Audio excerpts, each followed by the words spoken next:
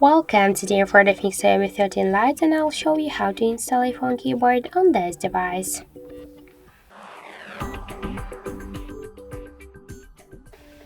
So let's first open the Play Store application, and now in the search bar enter the green Apple keyboard. And now we should get this application, that's why tap to install and wait a couple of seconds. So now click to open the app, tap enabling settings, and near green Apple keyboard click twice to the OK. After that, go back, tap to switch input methods and switch your keyboard to the green Apple keyboard.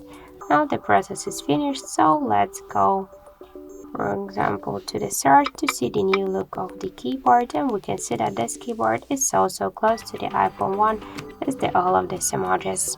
So that's it, thank you for watching, and if you find this video helpful, don't forget to leave a like, comment and to subscribe our channel.